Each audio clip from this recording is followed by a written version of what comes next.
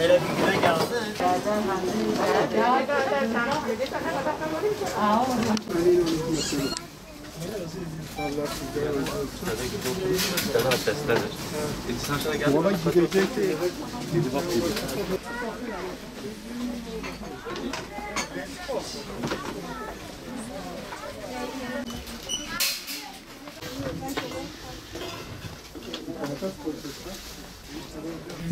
Normalde işlek bir yerdeyiz ama buna rağmen bu dönemde iş düşüklükten dolayı bayağı bir sıkıntı yaşıyoruz esnaf olarak. Malumunuz zaten geçmişte beri bir sıkıntı vardı evlilik konusunda.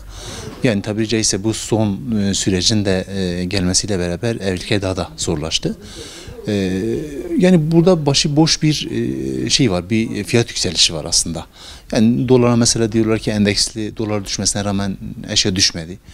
Böyle piyasanın fiyatını bir tutturamıyoruz. Yani aldığımız yerin ürünü bir sonraki gün aynı fiyatta maalesef alamıyoruz. Dolayısıyla bizler de bu konuda gerçekten gelen müşterimize karşı mahcubiyet duyuyoruz. Yani fiyat yükselişinden dolayı. Tabii amacımız hakikaten bu evlilik konusunda toplumsal olarak toplumumuza yardımcı olmamız lazım.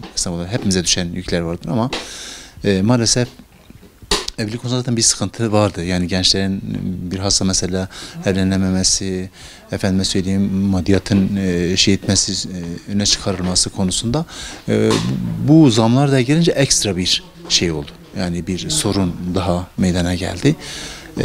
Bu konuda da yani piyasanın bir an önce kontrol altına alması lazım. Yani mesela sadece özellikle bugüne de öne çıkan sözde gıdadır ama bizim sektörümüzde de çok sıkıntılar yaşanıyor. Yani biz piyasanın daha sağduyulu olmasını talep ediyoruz. Özellikle toptancı kardeşlerimizden, büyük esnafımızdan yani onlar uygun vermeye çalışacaklar ki bize de yansısın.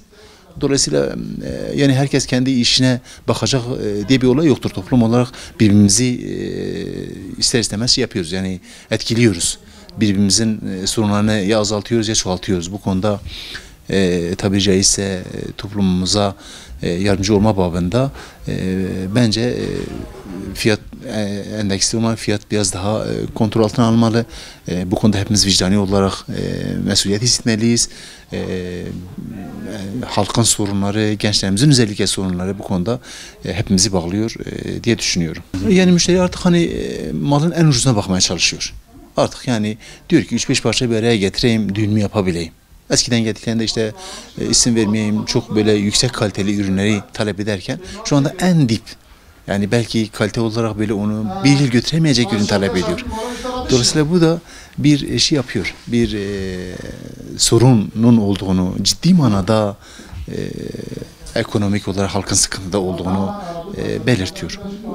Bu konuda yani diyebilirim ki belki şu anda en uygun parçaları bir araya getirip aman çeyizi nasıl bir konsept oluşturup en uyguna mal edebiliriz şeyiyle yaşıyoruz.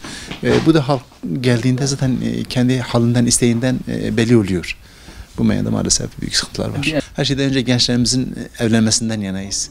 Yani biliyorsunuz ki zaten ahlaki olarak toplum büyük bir çöküntü yaşıyor.